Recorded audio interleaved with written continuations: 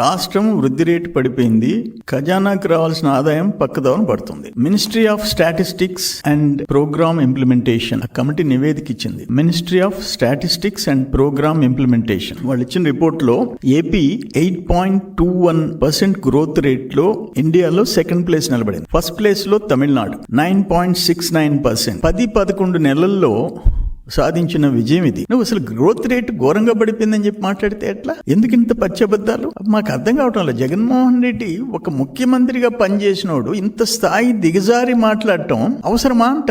2.5 hours విషయం కక్కుతుండవు. మేము వచ్చి 11 నెలలైంది. 5 నెలలు నీ విధ్వంస పాలన, రాష్ట్రాన్ని వ్యవస్థలని సర్వనాశనం చేసినోడివి నువ్వు. వాటన్నిటిని కవర్ చేసుకొని ట్రాక్ లో పెట్టిన ప్రభుత్వం కూటమి ప్రభుత్వం, చంద్రబాబు నాయుడు గారి అనుభవం, దానికి ఇంత పచ్చబద్ధం చెప్తే మీ వాళ్ళు కనీసం నీకు ఫీడ్బ్యాక్ ఇవ్వరా? లేకపోతే తెలిసి తప్పులు చెప్తున్నావా, అబద్ధాలు చెప్తున్నావా? అప్పుల గురించి మాట్లాడతాడు. ఆఖరికి తమరు మద్యపాన నిషేధం విధిస్తాను అని చెప్పి నమ్మించినోడివి నువ్వు. చెప్పి వాళ్ళ గొంతు కోసి వేల మంది ప్రాణాలకు ముప్పు తెచ్చినోడివి.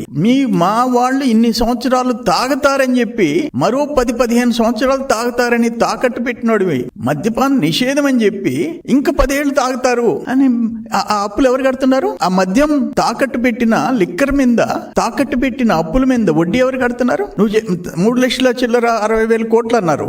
ఓకే, అది కరెక్టే అనుకుంటాం. దానికి వడ్డీ ఎవరు కడతారు? ఈ ప్రభుత్వం కదా కట్టేది. ఇంచుమించు 40,000 చిల్లర కోట్లు వడ్డీ కట్టాలిగా. ఎవరు బాధ్యులు వీటన్నిటికీ?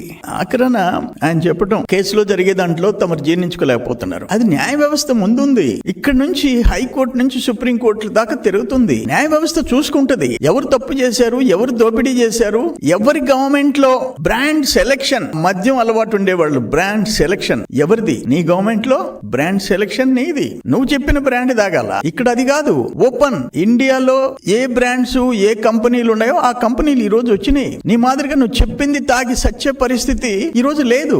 దాని గురించి మాట్లాడుతుండవు. ఈ రోజు అక్కడ లిక్కర్ కేసు కోర్టులలో జరుగుతుంటే నువ్వు ఉడికిపోతుండవు. అందుకోసం నోరు పారేసేసుకుని ఏదేదో అబద్ధాలు చెప్తుండవు. ఒక మాట చెప్పాడు, పరిశ్రమలు రావటం తమరికి ఇష్టంలా. SIBP మీటింగ్ 6 సార్లు జరిగింది. Industrial promotion board meeting. 4,95,000 కోట్ల పెట్టుబడులు, 4,55,000 మందికి ఉద్యోగాలు. SIBP లో అప్రూవ్ అయింది. ఓవరాల్ గా 6 లక్షల చిల్లర కోట్లు మనకి పెట్టుబడులు వస్తున్నాయి. దాంట్లో రాయలసీమలో 3,19,000 కోట్లకి 3,19,000 కోట్ల పెట్టుబడులు ఒక్క రాయలసీమలో.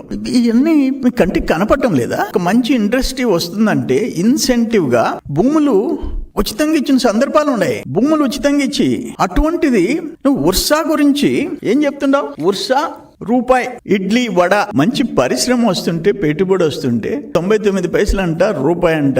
ఇడ్లీ వడ రేటుకి మీరు ఎకరా భూమిస్తారా అని మాట్లాడినాడు. నేను ఒక్క మాట అడుగుతున్నా జగన్మోహన్ రెడ్డిని. 3 ఎకరాల 50 సెంట్లు ₹1,00,00,000 ఐటీ పార్క్ కి. దాంట్లో 3.5 acres ₹1,00,00,000. 56 ఎకరాల 36 సెంట్లు ఎకరా 50 లక్షలు ఉర్సాకి ఇచ్చింది. ఒక్క పని చేస్తాం, తమరు ఎమ్మెల్యే, నేను ఎమ్మెల్యే. తమరు ఎల్హంకలో విశ్రాంతి తీసుకుంటూ అప్పుడప్పుడు వచ్చి ఇటువంటి సొల్లు కబుర్లు చెప్పిపోతారు. ప్రజలు నమ్మించేదానికి మోసం చేస్తారు. మీరు చేసిన విధ్వంసం ఇప్పటికే మర్చిపోలేకపోతున్నారు. నేను ఒకటే అడుగుతున్నా, నేను తమరిని, ఇది కన్నా రూపాయికి ఇచ్చుంటే, ఇడ్లీ వడ రేటుకి ఇచ్చుంటే నేను రాజీనామా చేస్తా. సర్వేపల్లి నుంచి వచ్చి ఇక్కడికి వచ్చి రాజీనామా చేస్తా. తమరు ఎల్హంక నుంచి వచ్చి పులివెందులకు రాజీనామా చేయండి. పులివెందులు ఎమ్మెల్యేగా, నేను సర్వేపల్లి ఎమ్మెల్యేగా రాజీనామా చేస్తా. ప్రిపేర్ అవుతాం, ప్రజల తీర్పుకు కూడా ప్రిపేర్ అవుతాం. అంటే ఇంత పచ్చి అబద్ధాలు తమరు చెప్తే, తమరు అసలు వ్యవస్థల్ని 14th ఫైనాన్స్ పంచాయతీల్ని కూడా ముంచేసి వాళ్ళు మీరు.